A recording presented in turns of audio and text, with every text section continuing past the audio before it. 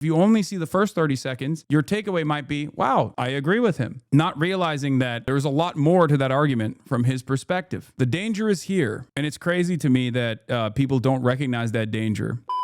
Here's what I was going to talk about, like the insidious nature of people taking advantage of the void in discourse from like liberal and left advocates. Well, not left advocates, but like liberal advocates for the Palestinian emancipatory movement, has created this unique media landscape where like Nick Fuentes is coming across as like one of these major anti-Israel voices. And I think he recognizes that because, look, part of the reason why I don't cover Nick Fuentes is one, because he has been for a very long time utterly irrelevant, unfortunately, has been platformed and revitalized his career directly as a consequence of like hanging out with Molestini, who openly talked about how he gave him a lifeline. Oh, and Fuentes' treatment of me is so bad. I don't understand. That's something he'll have to learn and grow. Not to sound like not to be too self-aggrandizing, but like Fuentes should be worshiping me because I am literally I was the only lifeline that he had to like being able to breach like mainstream political conversations. Like I represented a huge potential opportunity to him, and he just was so bad faith in the way that he treats me. It's unbelievable. I don't know why the do that. Like he should have been so conciliatory towards me, and I'm not looking for that. I'm not asking him to be my anything, but for him to be like relentlessly bad faith against me all the time, I'm like, bro, who the f- are you? Like I can put you on a stream in front of 14,000 people. Like I'm giving you your phone number to like Adam22 so you can go to a show. Why the f- did you like burn my shit so hard? And then going all the way to like hanging out with Kanye and even dining with the current president. But ultimately, maybe not just a lifeline, maybe even more than just a lifeline. Anyway, but that's besides the point. So the other reason why I don't give him any any platform whatsoever on this broadcast is because like he is a skilled orator, a very dangerous and skilled orator who recognizes the media landscape and the media environment. You just don't get it. Epstein was going to de-radicalize his entire audience and instead ended up handing over half of his own and his own kid. I know. Yeah, that was a spectacular failure, by the way, in terms of like what sex pestiny, molestiny, Epstein was trying to do, right? Like he was like, oh, dude, his audience loved talking about how like you don't understand, dude. You got to debate this guy. Destiny's just like owning him in the marketplace of ideas, and while doing so, he's just like destroying. He's destroying him in the marketplace of ideas and making his audience more liberal. I want to be a good wife. So I got peanut butter sandwiches. Whoa! Is it for him? For both. Let's go! Thanks, Isn't that what a Mom. wife is for? What? Isn't that what a wife is for? That is absolutely. See, you got it made, bro. Thank you so much. Wow. Good job. Let's go. You got it made. Hell. Hold on. Mel, Yeah. I'm not stupid. What? Let's go. Why do we Wow, get peanut butter thanks. sandwiches when you have Nutella in the cabinet? Oh. It's healthy. And instead of that happening, it turns out his son is now a Groyper and a Nick Fuentes acolyte, and many in his community are also in that same group now. I wonder how that happened. What a spectacular failure. It turns out when you get chicken and waffles with neo-Nazi and you normalize him as just like any other type of content creator, or even routinely say you have much more respect for him because he's at least like honest and organizing for his values, as opposed to Hasan, who is a much more dangerous prospect for an American future, which are things that his community has routinely said. I actually hate myself for saying this, and maybe, you know what, maybe the pictures are true. I think I have more respect for Nick Fuentes than I do than anybody else on the left online right now. I think that he's probably more intelligent than most of them. I think he puts in more work than most of them, and I think that he lives like what he wants to do more than most of them. His community actively used to say that this supposedly liberal community actively used to say, I'm a more dangerous figure for American politics than Nick Fuentes. In any case, that's what happens when you're so viciously anti-communist, viciously anti-socialist, that like you're only predisposed with like harming and undermining the left flank of the supposed anti-fascist coalition that's supposed to exist in this goddamn country. Yeah, they have said that I am literally worse than Adolf Hitler. Just an utterly insane statement. So, like I said, he is a very dangerous orator, but a decent room reader as well, which is kind of insane to say about a dude who has in the past, like, obviously denied the Holocaust, and I assume he still does to this day, and not only that, but also has, you know, talked about like miscegenation being equivalent to like a white person marrying or having sex with an animal. You know, race mixing, he says, is the equivalent of bestiality. You know, there is a target-rich environment. I mean, he has said a bunch of insane shit, right? But in the last couple of months, especially in the last year or so, he has become this figurehead that is a bold, loud, and proud anti-Israel voice. And in the process, a lot of the MAGA influencers, and he's also like criticized Donald Trump a lot. He criticized Donald Trump a lot as well, and he still continues to do so, saying Donald Trump is not aggressive enough with his mass deportation policies. But more so, if you look at this kind of stuff through the clip culture that we exist in, I explained it yesterday as like the reverse, the bizarro Hasanabi hater industrial complex, where like my haters spend a good deal of time clipping me out of context to make me seem like a bad person, to make it seem as though I have like really bad opinions, really reactionary opinions or whatever, right? If you want to present me in a negative light to an audience that is reactionary, you point to some of the jokes that I make about, you know, leftist jokes that I make to say this, he's being sincere here. He wants to like white people or whatever. If you want to make me look bad to like a pro queer audience, you clip a weak moment of mine where I'm yelling at someone and you say he's transphobic. You want to clip me to a feminist audience. You go, he's gone to a brothel. Like there are, it's a target-rich environment, right? The opposite is being done for Nick Fuentes by his fans.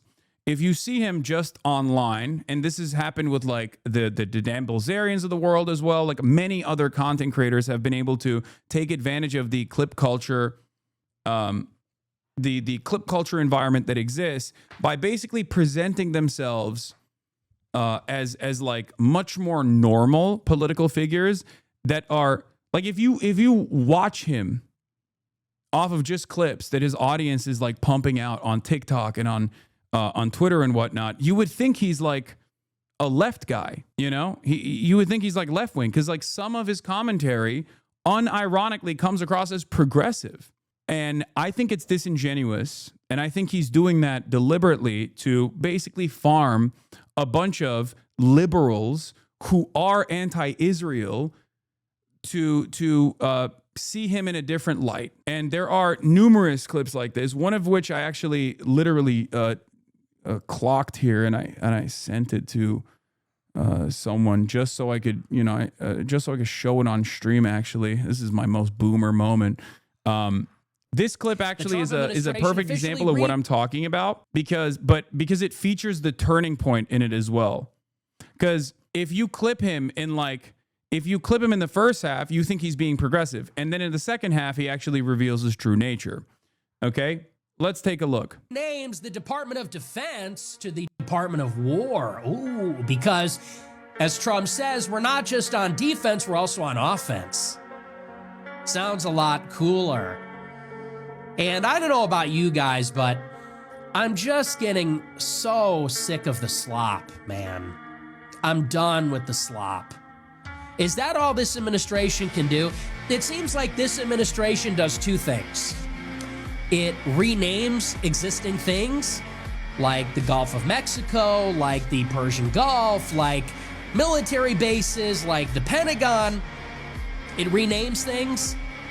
Hasan, what are you doing, bro? Do you not understand what I'm doing here? I'm showing you a clear-cut example of how he presents himself from a clip that actually then shows his true nature, okay? Because if you cut this clip at the halfway point, which many people do, right? Many of his fans do, your takeaway will be very different, okay? Your takeaway will be, oh, this guy seems like he's anti-Trump and he's saying the same shit that I think, right? Because you have to remember, for the average person who is not paying too close attention to whatever the going on in the realm of politics, especially in our increasingly short attention span economy, you only see people through 30-second clip reflections. Okay? I'm explaining to you how propaganda is conducted. This is how historic fascism has operated as well, not with 30-second clips, obviously, but historically, fascist movements have started off masquerading as left populist movements. Left populist movements for who? The designated in-group. Okay? Whether it be, ironically enough, Israel in its inception, which was supposed to be this socialist project, but for the chosen people, or whether it be Germany's National Socialist Party. Okay? The Nazis wanted to do socialism, but for the Volk, except they weren't really invested in socialism at all. They just used the momentum and the popularity, the existing popularity of left populist statements. That's it. It is a way to package a nefarious agenda that is inherently violent and also directly antithetical to any sort of socialist development. Mussolini, yes, Mussolini was literally a Marxist revisionist. Exactly. Listen to the first half and then listen to the second half. This is the reason why I pulled this clip is because it shows how he presents himself and what his actual real opinions are. And it polices anti-Semitism. You can't get your FEMA rescue money. You can't get your Harvard grants and loans. You can't get citizenship or a visa in America. Is that all this administration can do? We were promised revolutionary change. We were promised vengeance. We were promised a golden age. And what we're getting is renaming things, and like the ADL is on steroids. The ADL is taking steroids, they're looks maxing. That's all this administration seems to do. Cracker Barrel, who could forget? I mean, think about it. That's all this administration does. They came in, they renamed the Gulf of Mexico to the Gulf of America. Oh, they renamed the Persian Gulf to the Arabian Gulf. They should have named it the Gulf of Israel, right? Change the names of the military bases back to Fort Bragg. Take that. And now this, they took the Cracker Barrel logo, brought it back to the original. Now we're changing the Department of Defense to the Department of War. And look, if the Trump administration was actually doing things, this would be a cool bonus. So, before you get to the last 30 seconds, the first 2 minutes of this 2-minute and 34-second video is, if it cuts away at that point, the first 2 minutes of this 2-minute and 34-second video comes across like he's anti-Trump, and he's saying that like the revolutionary changes that he promised, like uplifting American lives and all this stuff is just fake, and he's just simply pro-Israel, and he's just jiggling keys in front of his base of support. And a lot of those clips, a lot of his community recognize now that there is a major audience for this kind of commentary coming from a guy who is a fallen fan of Donald Trump. Okay? If you watch the first 2 minutes, you think, what the f is going on? And I see this a lot in the comments. People going, oh my God, I can't believe I'm agreeing with Nick Fuentes. I can't believe I'm agreeing with Nick Fuentes. I'm a black liberal and I'm agreeing with Nick Fuentes. What the hell is happening? That's what's going on here. He has been able to capture the attention of so many people. Him, Tucker Carlson, Candace Owens, many of these Republican right-wing commentary people on the independent media side have been able to capture the attention of so many liberals. Okay? And that comes from a void in the left flank. And it also stems from the reality that we are too predisposed with fighting against one another instead of ensuring that we have some semblance of messaging discipline on this issue. And also partially because the most moneyed side of the liberal media ecosystem is entirely pro-Israel. So when you do have a guy who is able to cut through the noise and develop a major audience online, someone like myself, they get fucking tarred and feathered by dumb liberals and also even dumb leftists who believe the dumb liberals and the dumb Republicans. This is something that I tried to explain to people in the past where I was like, look, liberals, you did it. You did it. You successfully undermined your left flank. And in the process of doing that, of course, someone right-wing was going to rise up to the occasion and come across as a completely normal centrist, right? That's the Asmongold phenomena. The most consequential aspect of like the destinies of the world consistently coming after me for their own personal narcissistic vengeance quest has made it so that I have so many ridiculous claims that are completely made up about me swirling around in the ecosystem for all of the dumb apolitical people to tune into with a network of slop tubers that are constantly pumping out this kind of content that ultimately people that don't actually get any sort of critical examination of their commentary or their worldview get to rise up to the top. This is part of the reason why I have regularly maintained this idea that unless it's like literally someone being pro-Israel, I'm just not going to spend a whole deal of time attacking even liberal content creators. Okay? Imagine thinking Nick Fuentes is a centrist. I'm not saying that. I'm not even remotely presenting it as such. But this is a byproduct of having a message void for the left and for the liberals in general in terms of just like always unconditionally and unyieldingly, uncompromisingly being coming at this issue from a pro-Palestinian side. When liberals are more predisposed with attacking their left flank for demonstrating true anti-fascist principles, then of course someone who presents themselves as a centrist like Asmongold is going to rise to the occasion and actually unironically build a momentum and an audience off of said liberals who now tune into him to think, well, he's at least better than Hasan. He's not a dangerous radical like Hasan is. Meanwhile, Asmongold is also a pipeline to Nick Fuentes. This is it. So this message isn't for whoever you think it's for. It's not for like the molestiny type content creators. Okay, those guys are never going to change their behavior. This is for their audiences who do actually care about growing fascism in this country and have just been deluded into thinking that the most successful way to combat it is by attacking the left flank of the Democratic Party and assuming that people who are critical of the supposed left flank of American politics are actually critical because they have some sinister purpose behind it, because they want Donald Trump to win or some shit. Because if you consistently consider, I mean, this has historically happened post-World War II. It has happened leading up to World War II when fascist movements are growing.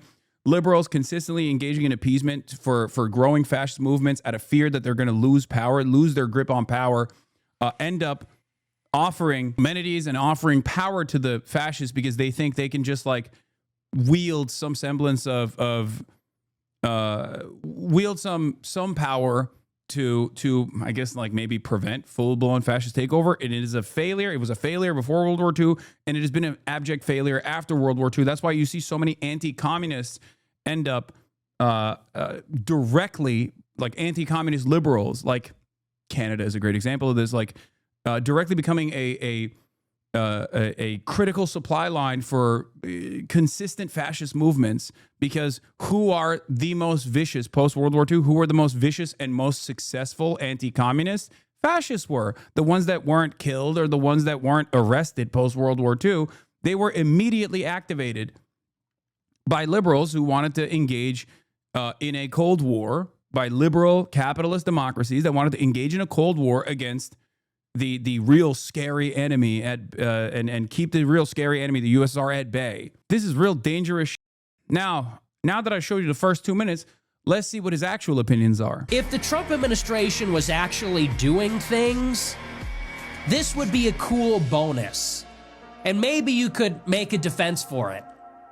No pun intended. Maybe there's a case to be made for this. But if you're not doing anything, like take a look around. The deportation's not happening. The legal immigration will continue. 600,000 Chinese students. War in Ukraine is, if anything, it's getting worse. We do this every night. I mean, you get it. The state of this administration, it's not making as much progress as it needs to be. Yeah. Plays the first minutes, then he asks for 15 minutes before playing the last 15 seconds. Okay, brother. Yeah, I wonder why I did that. I did that to literally show you how this nefarious, cynical propaganda works. Okay? The first 2 minutes of it is all things that prime a liberal audience into finding Nick Fuentes totally appropriate because his criticisms of Donald Trump are valid here in the first 2 minutes. The last 30 seconds, however, show his true perspective. Oh, Trump is not serious enough about the mass deportations. You pause to explain, people yell at you. If you play without commenting, people yell at you. You cannot win. I know, it's stupid. So many of you are proving why Nick Fuentes is getting popular because you're so talk brain, you can't function past 5 minutes on a single topic. Yep. And there are a million different videos like this all over TikTok.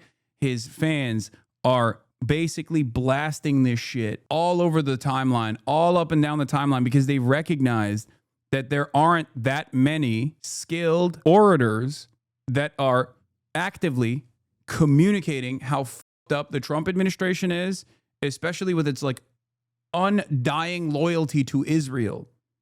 Okay? And they are presenting Nick Fuentes as like an anti-Trump possible progressive figure. It's crazy. Meanwhile, I don't think his opinions have changed at all. This is what I mean when I say the danger of like allowing Tucker Carlson all the way back in 2016. I wrote about this extensively. I talked about this extensively. Liberals were so predisposed with attacking the Bernie Sanderses and the left flank of their own party's base of support for being true progressives on a lot of economic issues, created an environment where there was a void in the discourse from the left flank, and this is broad. When I say left flank, I don't mean like literally these guys are leftists. I just mean like to the left of the Republican Party on the media ecosystem. There were no voices that were actually channeling a true, earnest economic populist message. So Tucker Carlson took advantage of that on Fox News every night and presented himself as one of the only voices that was actually channeling left-wing economic populism. For years, he did this. Okay? For years, he did this. And a similar thing is now happening with Israel. There's a reason why people think like, well, some of the most, visible, some of the most like, some of the loudest voices for Palestinian emancipation are right-wingers and far-right people. A lot of liberals also have this idea that these guys can be fixed, Meanwhile, they don't realize that in that process, they themselves are actually leaning into the nefarious part of his agenda, the nationalist message. Okay. Yeah, those people are just freaks. The whole look, anyone that has any genuine racial hatred, we have to just say there's something wrong with you. I understand not wanting to live around black people. I get it. And I understand when you see what black people do, some of them, I understand hating that. But this whole autistic racial, actual racialism, actual racial militant hatred, it is like a freak show, because that comes from an emotional place. It is one thing to say that, there are whites and blacks and clearly are not on our level of development, and that's why they're struggling. That's why they're not integrating well, and that's why there are these problems. It's one thing to say that clinically, and it's one thing to see what they do and get frustrated by it and get angry about it. It's a whole other thing to have this persistent antipathy for vast groups of people. That is just a low IQ, a dysfunctional thing. And everything, but that doesn't make you mad. It's yeah, it makes me mad. I'm not filled with racial hatred for an entire group. Even the Jews, as much as justified as it would be. No. But even I do actually like a lot of Jewish people. I even though Jewish people have ruined my life in many ways and they do horrible things, I don't have a hatred for them as a group. and I could say nice things about them, you know. But that comes from being a Christian. That's the kind of peace and that's the kind of disposition that you can only have if you love God, if you truly have love in your heart for people. And it's no coincidence. It's always these pagans that harbor this intense animosity all the time. And if you have that, you really got to get over that. And that doesn't mean you need to stop being racist. It doesn't mean you got to stop being a quote unquote racist, but you got to let go of wrath. You have to let go of anger. You can't let that define you. Yeah.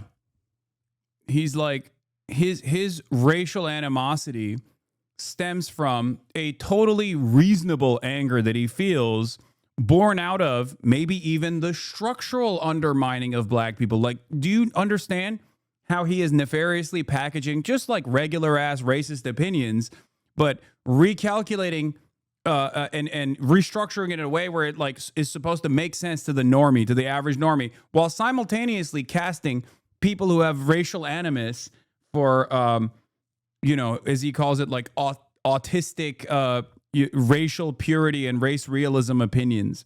He's saying in this video, in this short video, he basically says that black people are undermined structurally, and it creates an environment where like they end up behaving in violent ways, and that creates resentment, and that's an understandable resentment to have.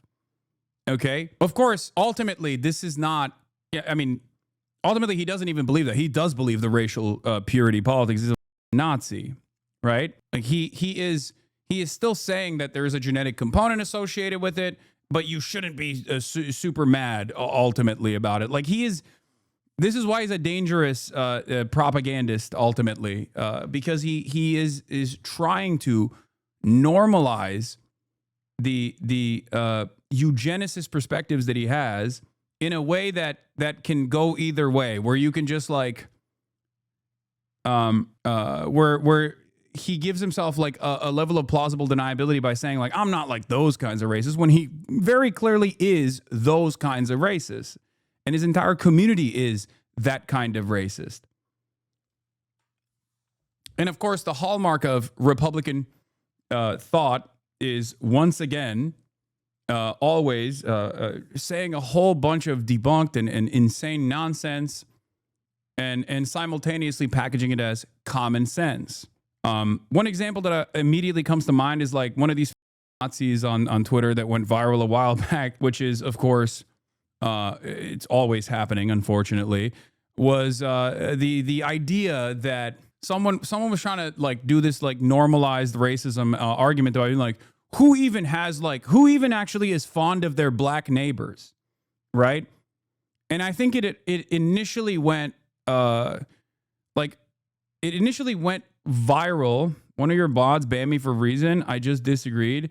Dude, please stop. I don't care, okay? There was a Twitter post that went viral where it was like, oh, people that say they don't have like racist opinions have like never lived around black people. If you lived around black people, you would immediately realize, why people hold on to these like racist resentments. And it went viral on Twitter first in like the neo-Nazi circles. And then people started like quote retweeting it and being like, dude, what the are you talking about? Because like, while something might come across as like common sense, depending on how insane your immediate circle online is, and while certain kinds of narratives can be boosted by other people, especially at a time when like there's unprecedented virality for right-wing neo-Nazi type sentiments on Twitter, okay, ultimately in the real world, the common sense narrative is not living around black people is a terrifying prospect and it's really up, especially for diverse environments like major cities in this country where you do live around a lot of black and brown people in a diverse environment. It's so stupid. It's an incredibly stupid statement. You're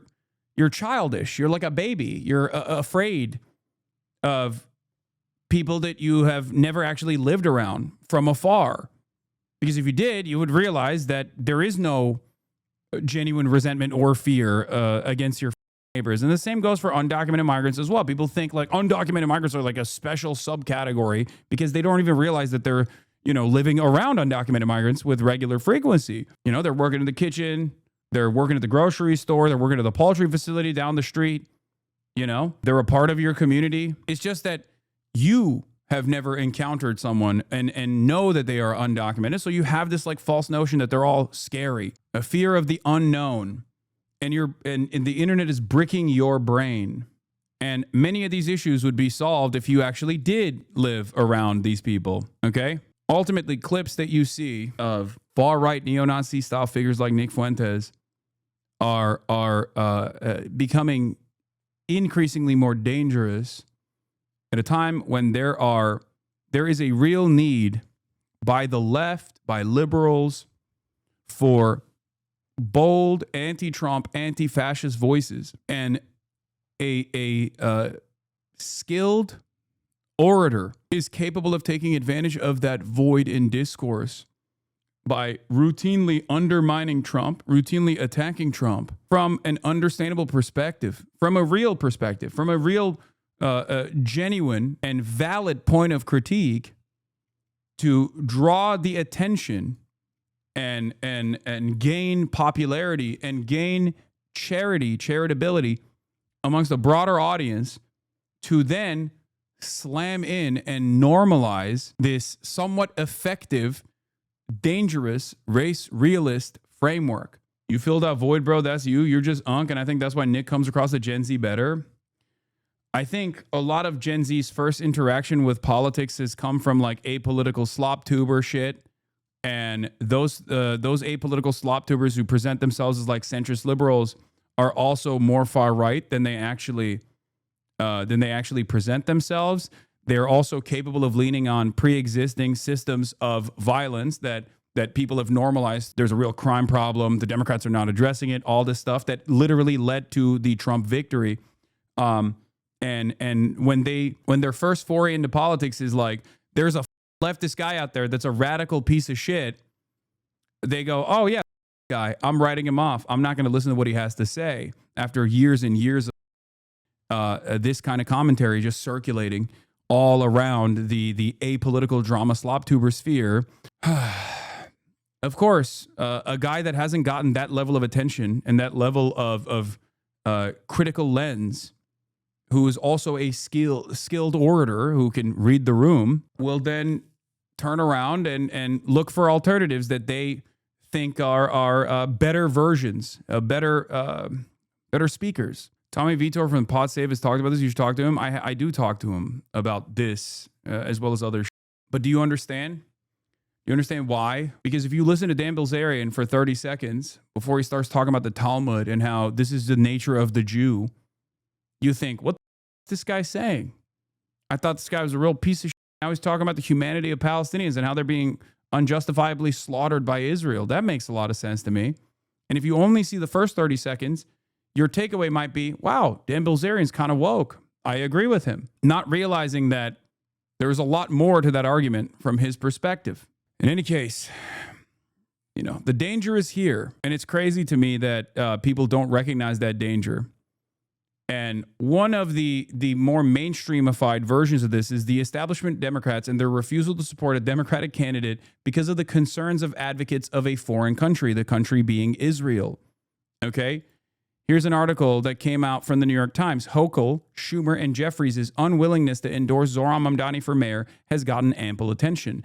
Another holdout who is arguably as significant is the Bronx's most powerful elected and Mamdani's legislative boss, the Speaker, Carl Hesty. His resistance, this is Ben Oreskes' reporting from the New York Times. He's the New York State House correspondent for the New York Times, formerly of Los Angeles Times. Ben reports, his resistance reflects both the frustration some in his delegation have about Mamdani and the complex political dynamics within an ideologically diverse conference.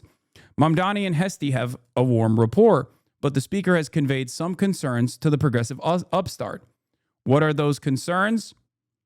Mr. Hesty, noting the concerns of an array of Jewish assembly members, has told Mr. Mamdani that he needs to do more to placate colleagues who are concerned by his outspoken criticism of Israel. What are we doing here?